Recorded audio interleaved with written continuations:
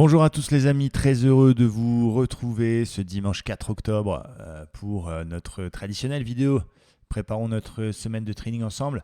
La webcam est au bureau puisque on s'en sert beaucoup et effectivement tout ce qui est confinement, tout ça c'est terminé. Donc j'ai pas de webcam à la maison, voilà pourquoi j'ai mis une superbe photo de moi et pas ma tête. Et je vous avoue qu'en même temps ça m'arrange bien puisque c'est dimanche. Bref, bienvenue dans cette vidéo. Ça faisait un moment que j'avais pas fait de vidéo sur la chaîne. Et on est de retour, on est bien de retour. Et en plus, demain, il y aura un live YouTube, le live du lundi matin. Voilà, c'est une fois tous les 15 jours. Et c'est demain. On va tout de suite rentrer dans le vif du sujet. On va faire des petites analyses comme d'habitude. On va faire le DAX, on va faire le DO. On va regarder quelques paires de Forex, le Nasdaq, le Gold, le pétrole, le Bitcoin et quelques actions également. Et voilà, donc après dans l'actualité macroéconomique, vous êtes tous au courant, hein, Donald Trump a le Covid. Voilà, c'est assez rigolo la manière dont il communique là-dessus parce que forcément il veut se faire passer pour celui qui va bien, qui est plus fort, etc. Mais j'ai vu là sur Twitter que toutes les photos qui ont été publiées le faisant, le démontrant en train de travailler, finalement elles étaient prises à 10 minutes d'intervalle, qui faisait semblant d'écrire sur une feuille. Bref, c'est une belle mise en scène. Je n'ai pas envie de rentrer dans des théories du complot. Mais voilà, ça a un impact forcément sur le marché et on va regarder lequel. Là, on parle vraiment d'analyse technique. J'ai pas envie d'entrer dans un débat, analyse fondamentale contre analyse technique, etc., etc. Notre boulot, analyse technique, c'est de détecter quelle est la tendance, quels sont les niveaux clés et quoi faire sur les niveaux en question. Bref, donc voilà, on va faire un point d'abord. On va commencer par notre joli DAX. Attendez, je vais mettre bien en plein écran. Voilà. Le DAX, donc on est en daily, on va faire juste un petit tour en hebdo, voir un petit peu la bougie de cette semaine. Donc effectivement, c'est une petite bougie pour rien. On a tenté un rebond technique, mais ça a été un petit peu échoué. On est toujours on va dire sur un mouvement de pause. Hein. Au vu de la tendance, il y a eu forcément ce Covid, cette baisse et ce rebond qui ont fait que c'est pas le marché le plus évident à lire, mais voilà, on est dans une phase neutre. Après une grosse bougie rouge la semaine précédente, là on tient la petite moyenne mobile 20 semaines, qui n'est pas forcément la plus importante, mais c'est intéressant à noter. Bon, voilà, attention. Effectivement, c'est neutre pour moi. Et regardez, on le voit bien en daily.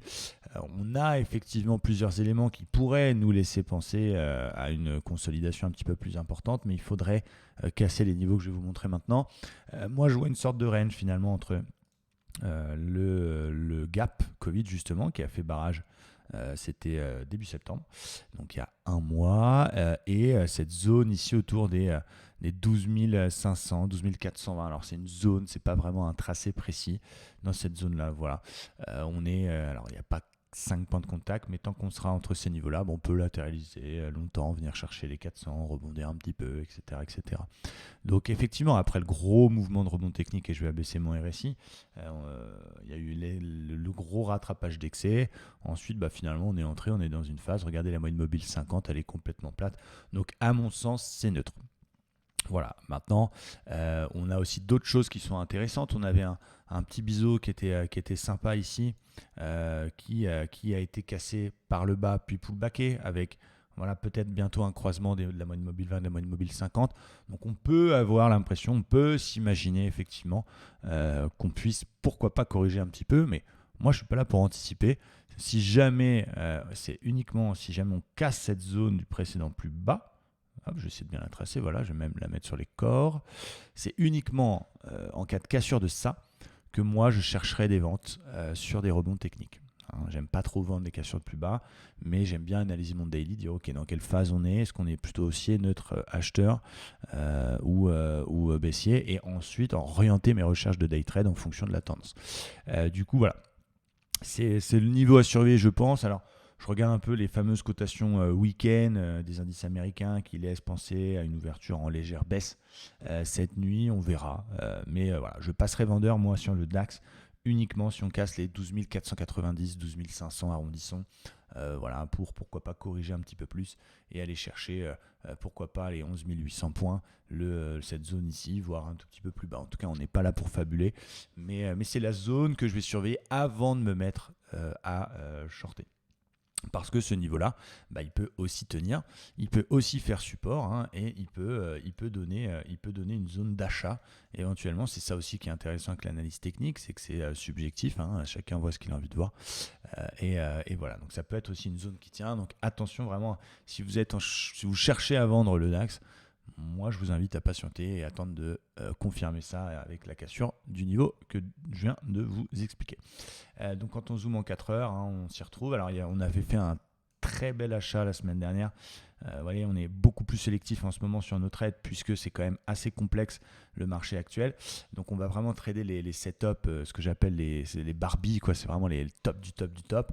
Et on avait l'une de mes méthodes préférées. Regardez comme elle est belle. Je vous le montre parce que je l'ai partagé sur les réseaux et vous étiez très nombreux à me dire ouais Romain, est-ce que tu peux nous expliquer pourquoi tu es rentré, etc. Donc je vous en parle 2 secondes. On était sur cette fameuse zone 12 400 et en arrondissant, c'était le précédent plus bas, une zone qui avait été support. On était venu chercher cette zone-là et on avait une très belle vague de Wolf. 1, 2, 3, 4, 5. Super belle qui est apparue vendredi dernier. C'était en début d'après-midi. Donc je l'ai prise sur la cassure réintégration du point 5 qu'on verra tout à l'heure en 1 heure. L'objectif était déjà de gratter des points dans l'après-midi et en fin de séance, à la fin de la séance de vendredi, on était déjà sur 140 ou 160 points de gain, je crois. Et du coup, j'ai déjà mis mon stop break-even et j'avais exceptionnellement gardé ça over week. Et on a eu la chance de faire 350 points sur ce trade. C'était assez magnifique. Donc vous voyez, dans cette zone, on peut peut-être, pourquoi pas, venir nous refaire. Hein, c'est ce que je vais surveiller. C'est pour ça que j'attendrai avant de vendre qu'on casse ce niveau-là. Je vais surveiller, on peut venir corriger un petit peu, revenir chercher cette zone qui a fait support et nous faire ou une Wolf, ou une Div, ou un signal. Donc c'est vraiment ça que je vais surveiller. Soit 490 cassé en clôture daily, soit une zone qui serait cherchée en intra avec un très fort signal de retournement et pourquoi pas un petit achat là-dessus. Donc on est sur des niveaux extrêmement importants, extrêmement clés. Donc c'est ce que je vais surveiller pour cette semaine. Cette zone qui m'intéresse beaucoup. Cassure, je passe vendeur. Grosse réaction, très gros signal, très gros setup à l'intérieur. Je serai capable de faire un petit achat. Regardez comme on la voit bien, cette vague de Wolf. C'est vraiment un setup que j'adore, quoi. Non seulement c'est une très forte probabilité de succès, mais en plus, celle-là, c'est un cas d'école. On voit bien le 1, le 2, le 3, le 4, le 5 et surtout la cassure des réintégrations. C'est ce que vous devez attendre quand vous voyez une vague de Wolf. Plutôt que d'acheter one shot sur le peut-être 0.5, le fait d'attendre cassure, réintégration, non seulement ça valide votre figure, mais en plus, on avait un stop très court parce qu'on avait un stop juste sous les plus bas, un tout petit peu en dessous bien évidemment. Voilà. Donc le ratio était extraordinaire entre le stop et le take profit. Voilà. Donc je vais attendre qu'on aille chercher cette zone de nouveau pour éventuellement, je répète, acheter sur signal ou vendre si on casse en clôture daily. Mais on peut aussi faire différemment. On peut aussi sortir de cette phase de consolidation. J'essaie de faire assez simple, voilà. On peut aussi sortir de cette phase de consolidation, faire une petite baisse à l'ouverture, nanana, et hop, casser ça. Donc évidemment, si on ne va pas chercher ma zone en question, ma zone idéale, puis qu'on sort de ce merdier, entre guillemets, par le haut, là, je serai capable également de payer en sortie de conso. Je vous parle du dernier petit mouvement baissier 1 heure. Et puis, pourquoi pas essayer d'aller chercher déjà ce niveau intéressant. Voilà, et puis pourquoi pas plus si affinité. Donc pas de biais, on essaie de trader ce qu'on voit. L'intérêt c'est d'essayer pour vous d'être extrêmement sélectif, c'est-à-dire de vraiment avoir 3, 4, 5 panoplies, 5 méthodes dans votre panoplie et d'appliquer et de prendre uniquement quand vous avez tous les feux qui sont au vert et pas d'être tout le temps en position. Alors, c'est vraiment un problème quand on débute cet over-trading. On a envie d'être dans tous les mouvements. Nous, on encadre tout le monde toute la journée, entre nos émissions du matin, nos live trading de l'après-midi. D'ailleurs, merci à tous ceux qui nous ont rejoints. Vous avez été extrêmement nombreux au mois de septembre et je tiens à vous remercier. Voilà, ça me fait plaisir. C'est très, très, très, très sympa. On a vraiment une communauté qui est magnifique. D'ailleurs, je vous en parle 2 secondes. C'est Livestream Trader. Voilà, vous avez aujourd'hui un programme de formation complet, vous avez des lives tous les jours, du live trading tous les lundis, nos trades par SMS, du coaching, vous avez la communauté, vous avez Ventrilo, vous avez un groupe Discord privé, vous avez tout à vie. Donc allez voir si vous avez envie de vous former au trading et devenir autonome, c'est livestream-traders.com. De toute façon, je vous mets tous les liens en bas dans la description. Mais ce que je veux dire par là, c'est que avec cette expérience que je peux me permettre de dire que j'ai en coaching et en encadrement de traders particuliers, voilà, c'est un truc qui revient évidemment très souvent, c'est cette histoire d'overtrading. Voilà, les gens, ils veulent être dans tous les trades, dans tous les mouvements, et cette frustration parfois de voir le marché partir sans nous va créer des erreurs. On va vouloir absolument rentrer dedans, on va vouloir ah bah merde, il a pris 200 points, bah attends, moi je vais essayer de m'en faire un morceau, ou encore pire, bah il va peut-être corriger maintenant, etc., etc. Donc voilà, essayer d'être extrêmement sélectif, c'est notre état d'esprit en ce moment, et du coup ça marche plutôt pas mal, parce que voilà, on a peut-être que un trade ou deux indices dans la semaine, mais là c'était assez évident. Je parle évidemment hors la partie scalping. Voilà, donc pour le DAX, vous connaissez mon avis désormais. Je vais vous parler un petit peu du Dow Jones, un peu différent. Je vais fermer la liste sans faire exprès. Tac. Alors, fichier, affichage, liste. Voilà. Le Dow, donc c'est un peu différent au niveau des indices américains. Bon, on a à peu près les mêmes mouvements quand on prend du recul avec ce rebond et cette pause actuelle, mais c'est en daily. Voilà, on a des choses intéressantes, un petit peu plus intéressantes que du côté des indices européens. C'est-à-dire, on avait eu une accélération ici qui a commencé mi-juin, on a été faire un nouveau plus haut, on est revenu se rapprocher, on est quasiment du plus haut historique avant le Covid, le gap a été complet, etc. Et aussitôt fait, bim. On avait vu une très belle épaule tête épaule, rappelez-vous, vous étiez très nombreux d'ailleurs à me l'avoir vous-même partagé sur les réseaux sociaux. Il y avait une très belle épaule tête épaule. Il faut avouer, attendez, je vais la recommencer parce que il est bien cet outil, mais voilà. Donc c'est vrai qu'elle était intéressante cette figure. Elle était intéressante, mais elle avait deux points négatifs. Le premier point négatif, c'est la ligne de coup.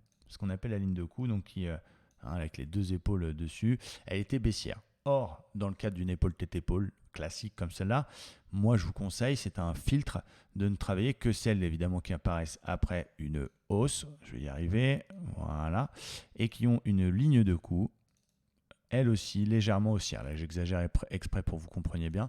Voilà, donc là c'était son premier défaut. Ensuite c'était effectivement sa symétrie, qui était un peu chelou avec une deuxième épaule beaucoup plus grosse que la première. Donc elle n'était pas très jolie finalement, mais on est tous excités de voir une épaule tête-épaule. Et quand ça a commencé à baisser, ça c'était début septembre, fin septembre, pardon, quand ça commence à baisser, on s'est dit merde, putain, on n'est pas dedans et ça commence à baisser fortement. Et puis, oh là là, et puis, écoutez, on va essayer de. Bon, vous voyez qu'au final, elle n'a pas forcément fonctionné. Donc, pas de frustration, encore une fois, même si on n'a pas invalidé le truc en ayant cassé l'épaule. Voilà. Donc, moi, je dirais qu'il ne faut pas trop faire attention à cette figure parce qu'elle n'est pas dans les critères que je vous ai donnés juste avant. Moi, ce que je vois clairement, c'est que on est sorti d'un biseau descendant qui avait permis au Dow Jones de corriger. Donc, on a eu la vague d'accélération, on a eu ensuite une correction de quasiment 61,8%, puis on a eu cette sortie de biseau ascendant qui, pour moi, encore une fois, hors contexte, hors Covid, hors Trump qui va peut-être, je ne sais pas. Je vous parle technique. Technique, c'est un super signal d'achat. Une sortie de biseau descendant qui est une figure de continuation haussière, avec pullback, tout ce qui va bien. Pour moi, c'est un signal d'achat. Alors après, oui, le marché, il a perdu 200 points sur la news, etc. Mais il s'est bien rattrapé vendredi et finalement, il a l'air d'en avoir un petit peu rien à faire. Donc moi, je suis plutôt en recherche d'achat dans mes scalps. Je ne fais pas trop de swing, je ne fais pas trop de day trading sur le Dow Jones. Je fais vraiment que des scalps et je vais plutôt chercher des achats tant qu'on sera au-dessus du précédent plus bas. Si jamais on vient, par contre, je vais enlever mon Fibonacci, si jamais on vient casser ça, ce qui n'est pas impossible, encore une fois, vu le contexte, là, oui, c'est échec. Et du coup, là, à partir du moment où on est sous 26 700 points, on va dire, là, dans toute cette zone, évidemment, je chercherai des ventes. Mais tant qu'on est au-dessus de ce niveau-là, alors que moi-même, je suis plutôt quelqu'un qui aime bien shorter, etc., on va plutôt chercher des achats. D'ailleurs, on a fait quasiment que ça cette semaine, avec plein de petits trades qui étaient magnifiques, des bulles qui ont parfaitement fonctionné, des trades comme ça qui étaient assez sympas. D'ailleurs, vous avez une vidéo sur la chaîne à ce sujet-là. Donc en 4 heures, quel va être mon plan si jamais vraiment je vais ouvrir un swing sur le Dow Jones? Bon, on va surveiller évidemment l'ouverture, mais si jamais on casse et qu'on sort des 27 950, 28 000 par le haut, bien évidemment, il faudra payer. Si on corrige un petit peu, qu'on vient rechercher cette zone 26 800 et que là-dedans, on refait comme ici un W, une divergence haussière, une petite vague de Wolf, là, j'achèterai encore une fois. Et c'est vraiment, encore une fois, si on casse ces zones-là, que je passerai vendeur et que je chercherai des shorts. Bien entendu, je parle hors setup. Ça veut dire qu'on peut très bien venir casser ma zone, mais je me rends compte qu'on fait une belle wolf, qu'on bute sur la zone des 28 002 et je pourrais quand même tenter si jamais j'ai un setup. C'est pour ça qu'il faut apprendre non seulement à les reconnaître, mais en plus savoir se remettre en question en fonction de l'évolution du cours et pas être complètement biaisé. Mais voilà pour le dos. Je ne vais pas descendre en dessous parce que ça sert à rien. Voilà, on est vraiment dans un contexte assez particulier. Donc voilà à peu près ce que je vais surveiller. On peut regarder quand même par curiosité le CAC 40, juste pour voir un petit peu où il en est, ce coquin. Il y a eu cette espèce de triangle qui a été cassé par le bas, pullbacké. On est reparti légèrement à la baisse. Vendredi, on refait une belle bougie verte. Finalement, on tient une zone support 4700, 4710. Bon, voilà, on est légèrement correctif. On le voit à la moyenne mobile, mais on va dire plutôt dans une phase neutre, finalement, dans une phase d'attentisme. Donc voilà pourquoi aussi du côté des actions, on fait attention, on y va mollo. On peut regarder le Nasdaq aussi. Il est un petit peu différent. Il a fait une belle baisse vendredi puisqu'il a perdu 2,95 contrairement aux autres indices, notamment le Standard & Poor's qui a perdu 0,85. C'est différent. Je disais, moi, la zone idéale avant vraiment de passer acheteur et racheter des actions américaines, notamment technologiques, c'était l'ancien top historique qui correspond à peu près à 50% de toute la remontée. C'était cette zone, moi, qui m'intéressait. Cette zone ici, évidemment, si on a une belle conso et qu'on vient chercher ce niveau-là, je pense que c'est un super niveau pour se replacer, repositionner sur des actions. Là, le Nasdaq, il a quand même un peu plus de mal que les autres. Pourquoi ? Parce qu'il a surperformé, donc forcément, c'est lui qui paie en premier les dégagements. Donc voilà, faire attention au Nasdaq. La bougie de vendredi, elle est vraiment dégueulasse. Est-ce que c'est le moment de vendre en termes de timing ? Voilà, c'est un peu complexe. On avait une vague de Wolf en 1 heure, c'était la semaine dernière. Regardez, magnifique. Encore une fois, bravo à mes abonnés qui l'ont prise. Beaucoup de membres de la communauté l'ont prise, cette vague de Wolf. 1, 2, 3, 4, 5. Vous voyez, c'est exactement le genre de setup qu'on apprécie au sein de la communauté. Moi, je ne l'ai pas pris parce que je ne peux pas me placer sur tout non plus. Et voilà, on était plutôt sorti de biseau, donc je ne l'ai pas personnellement pris, je vous l'accorde. Mais il y a des membres qui l'ont quand même pris et qui se sont gavés, puisque regardez, la magie des vagues de Wolf, c'est quand même assez incroyable. Voilà, donc je ne sais pas l'actif que je préfère day trader ou scalper. Vraiment, je suis plutôt dos, mais on va surveiller. On va comme théorie de dos là aussi. On va surveiller cette zone qui a fait support. On est en fait là aussi dans un faux range au niveau du Nasdaq, avec une zone support qui est 10 750, une zone de résistance qui est 11 600. Et donc voilà, si on casse ça, les puristes pourront peut-être essayer d'aller chercher au moins le bas du range. Et là-dessus, faire un reverse si jamais ça tient et qu'il y a un signal, ou renforcer si ça casse pour aller chercher mes 50%. Voilà, c'est un peu ce que j'imagine sur le Nasdaq. On verra encore une fois en fonction de l'ouverture. Le gold. Le gold, moi j'ai racheté du gold, je vous avoue. J'en ai repris. Pourquoi ? Parce que c'est l'ancien record historique sur lequel on est venu faire un vrai gros pullback. Voilà, c'est un dernier achat que je fais parce que si cette zone elle tient pas et qu'on pète le précédent plus bas, on peut corriger beaucoup plus fortement.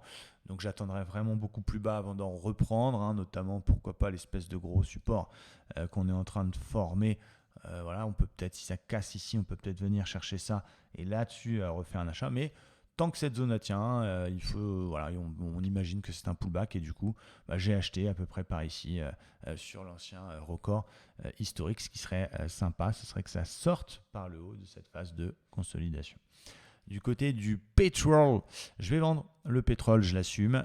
Ça fait un moment, j'attendais une confirmation. Je voulais éventuellement prendre le pullback sur 61,8 de la baisse ici. Et après, j'ai vu qu'il était neutre, qu'il faisait que des petites bougies pour rien. Donc je me suis dit, bon, on va attendre un truc un peu plus fort. Là, regardez, il a perdu 4,30 vendredi. Et si on casse, c'est pas encore fait, mais si on casse le précédent plus bas, là, j'irai vendre le pétrole pour aller chercher au moins les 38% de Fibo de toute la remontada, voire les 50, bien évidemment. On est en plein dessus, donc j'attends une petite confirmation. Si on a lundi une cassure de ce truc-là, je vendrai avec un stop ici pour aller chercher 38 et 50. Voilà, ça c'est cadeau.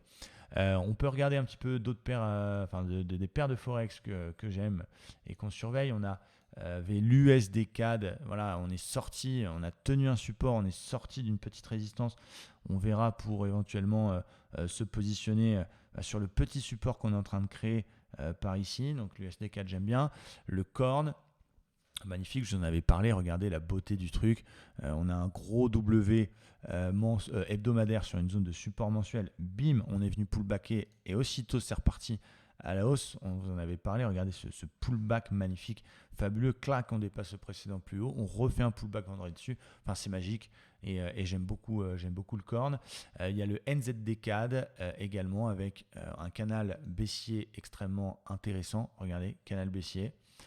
Qu'on a tenté de casser une première fois, on a réintégré, on a retenté de casser, on a réintégré en faisant un avalement. Malheureusement, l'avalement n'est pas confirmé, c'est dommage, mais on voit bien l'échec de franchissement du canal, et donc je vais surveiller la zone ici, et si jamais on casse ça, là moi j'irai vendre pour aller chercher, pourquoi pas, le bas du canal. Donc je surveille cette espèce de double top que l'on fait sur le haut du canal. L'euro-dollar également, regardez, c'est assez joli, on casse une espèce de phase de range. On pourrait croire une épaule tête-épaule, mais en fait c'est quand même assez dégueulasse, c'est plutôt une phase de range. Je vous rappelle qu'on est sur une résistance mensuelle. Quand on prend les tops de 2008, qu'on passe par tous les corps, on a tenté de franchir cette résistance et finalement on l'a réintégrée. Regardez, en mensuel avec un avalement mensuel, c'est pareil, on ne parle pas de 5 minutes. Voilà, échec de franchissement hebdo, et en daily, on a cassé le petit range et on est venu se réappuyer dedans en faisant ce qu'on appelle un pullback. C'est un cas d'école.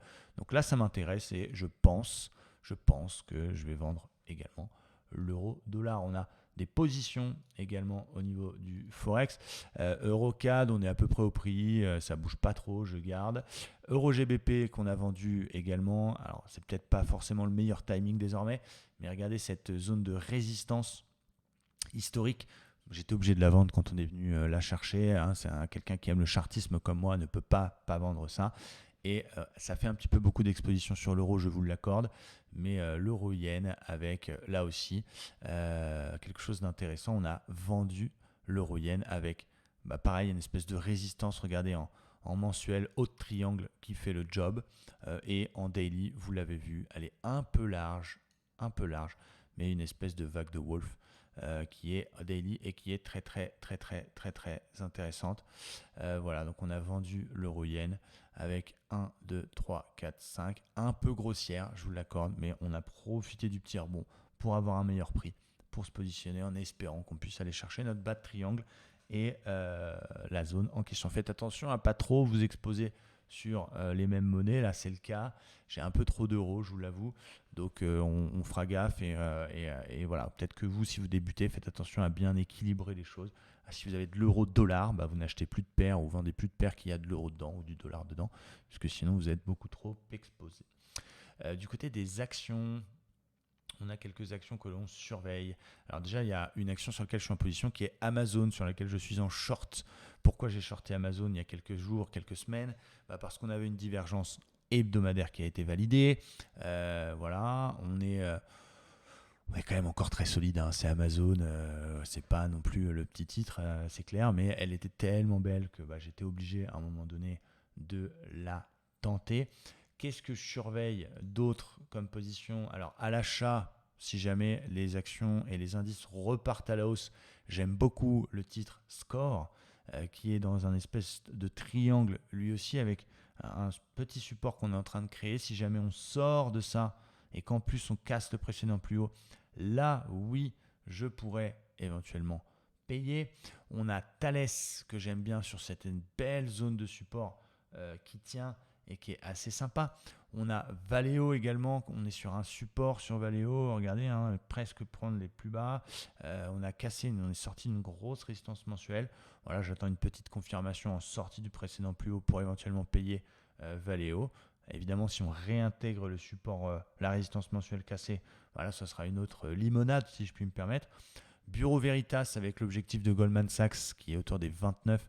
j'attends là aussi non seulement que le CAC et que les indices repartent à la hausse, parce que c'est un titre qui est assez corrélé au marché, et en plus une sortie par le haut de la résistance qui est autour des 20 euros, mais c'est un truc que je surveille, et SPI également que l'on surveille attentivement. Voilà, du côté des actions. J'ai pris aussi, alors pour l'instant on est à peu près à mon prix d'entrée, j'ai pris aussi il n'y a pas longtemps du Swatch Group, voilà, en visant l'ancien support cassé qui peut faire résistance avec cette sortie de triangle que j'aime bien. On a des actions aussi qu'on aimerait bien shorter, toujours AXA, même si c'est plus trop le bon timing, hein. Il y a eu la sortie ici, ensuite on a tenu, bam, on sort par palier. Bon, faire attention au ratio risk-reward. Microsoft, un peu comme Amazon, bon, on ne pouvait pas prendre tous les mastodontes non plus. Sony, là, magnifique. Je vous en parle juste après. Et Iliad, très très belle action aussi. Regardez le double top sur Iliad avec le pullback dans la ligne de coup. Fabuleux. Ma préférée reste Sony. Vous l'avez reconnue, c'est la fameuse vague de Wolf.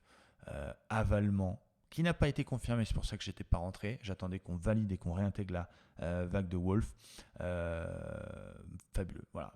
C'est Mehdi, un des membres de notre communauté qui l'avait vu. Bravo à lui. Et voilà, on a encore un très très beau ratio gain sur perte en allant chercher l'objectif potentiel et le stop au-dessus des plus hauts. C'est très ambitieux. Il y a, attention, la play qui va sortir, qui est déjà en rupture, machin. Est-ce que c'est très intelligent fondamentalement de prendre Sony? Bon, chacun prendra ses responsabilités. Moi, j'aime bien cette vague de Wolf. Franchement, elle m'excite pas mal. Et voilà, pourquoi pas, en tout cas, en fonction de l'évolution des différents indices. Faites attention, vous exposez pas trop. Encore une fois, on est vraiment dans des moments de marché assez incertains. Est-ce que Trump va souffrir du Covid? Est-ce qu'il va être réélu? On va rentrer dans les élections du coup américaines. Ça va bouger. Donc, faites attention. Dernière analyse, c'est le BTC. Toujours un peu la même chose finalement. Le Bitcoin avec... voilà, toujours cette zone polarité autour des 10 300 dollars qui résistance, support, qui tient pour le moment. Alors oui, il a du mal à passer les 11 000, effectivement, c'est pas le plus en tendance des actifs, mais tant que cette zone elle tient, voilà, moi je continuerai à être confiant, même si j'aimerais qu'on sorte effectivement pour le BTC de cette espèce de petite résistance qui couvre un peu finalement l'échec de franchissement par le haut. Si on peut sortir de ça, ça serait quand même rassurant. Et attention, ce qu'il ne faut pas casser, c'est les plus bas ici, parce que si on pète ça, il faut y penser aussi. Tout le monde est haussier sur le BTC, mais il faut faire attention. Si jamais on pète les 10 000 finalement et qu'on pète cette zone de polarité, là, ça craint un petit peu plus. Et là, on pourrait, pourquoi pas, aller rechercher le gros support qui est en bas, qui est en hebdo, regardez, hein, qui est là, qui serait un niveau d'achat absolument fabuleux. Donc voilà, il faut faire attention, être attentif au BTC. Moi, ce que j'aime jongler quand j'imagine qu'il y a des mouvements baissiers, et si jamais on a un mouvement correctif qui se prépare, si jamais moi, on casse la zone 9008, ce que je fais, c'est que je passe les bitcoins que j'ai en stablecoin, de façon à ne pas subir la baisse, à ne pas à devoir récupérer l'argent sur un compte bancaire. Je les garde en stablecoin. Et si jamais on vient chercher ma zone de support et que je vois qu'on a un beau signal et que j'ai envie de racheter, je repasse mes stablecoins en BTC, ce qui me fait que du coup j'ai plus de Bitcoin qu'au départ. Évidemment, il faut avoir raison sur son scénario, etc. Je vous parlerai de ça sûrement plus tard sur la chaîne YouTube. Un petit peu crypto-monnaie, ça fait longtemps qu'on en a parlé, les stablecoins et pas mal de choses, notamment les masternodes. Avant de vous faire une vidéo, je voulais tester les masternodes moi-même avec mon argent pendant plusieurs semaines avant d'avoir la prétention de vous en parler sur ma chaîne. Voilà, la période de test est arrivée à sa fin, donc je vous en parlerai dans les prochains jours. Voilà, c'était peut-être un petit peu technique pour vous cette vidéo, ou pas. J'espère qu'elle vous a plu. Encore une fois, si vous voulez vous former au trading, voilà, quel que soit votre niveau, que vous soyez débutant, pas débutant, que vous ayez des bases, que vous ayez beaucoup de capital, pas beaucoup de capital, peu importe. L'idée, c'est vraiment d'être avec nous toute la journée, d'être encadré. Vous avez une formation théorique, vous avez une formation pratique, vous avez du live tous les matins, du trading live tous les après-midi, les actions, le forex, le scalping, les cryptos, il y a tout. La communauté, le Discord, nos trades par SMS. Là d'ailleurs, on va bientôt travailler, et ça y est, hein, avec un broker futur, le vrai marché, qui met à notre disposition une vraie plateforme qu'on appelle Atas, qui est une plateforme absolument fabuleuse qui défonce tout pour scalper, notamment parce qu'il y a énormément d'infos sur les volumes, etc., qui met ça à disposition des membres de notre communauté. On en reparlera un petit peu plus tard sur la chaîne. Enfin voilà, on est désormais sur le vrai marché, entre guillemets. Moi, j'y étais déjà depuis longtemps, mais en termes de partenariat avec un broker. Vous avez beaucoup de contenu. Vous avez 2 jours dans nos locaux quand vous voulez. On analyse vos trades tous les vendredis. Il y a même un jeu maintenant avec 100 € à gagner chaque vendredi. D'ailleurs, bravo aux membres du concours. J'en reparlerai. Je fais aussi une autre vidéo. J'en ai plein à faire sur le concours de trading qui est arrivé à sa fin. Il y a Ventrilo. Vous êtes connectés toute la journée, même hors live. On se parle avec cette application qui est d'habitude utilisée par les gamers. Des bouquins, des indicateurs, nos méthodes de scalping, les détecteurs de machin, de trucs. Enfin, si vous voulez vous former au trading, c'est the place to be à mon avis, avec un pack qui est à vie. À vie, c'est pas un paiement récurrent tous les ans, tous les mois. C'est à partir du moment où vous y êtes une fois. Tout ça, c'est autant de temps que vous voulez. Donc allez voir, tous les liens sont en bas, livestream-traders.com. Et quoi qu'il en soit, merci de m'avoir écouté. Je vous retrouve demain à 9h sur la chaîne YouTube pour le live trading du lundi matin. Et je vous souhaite un très bon dimanche. Moi, je vais aller profiter un petit peu de Caldea aujourd'hui. Merci à tous et à bientôt. Ciao.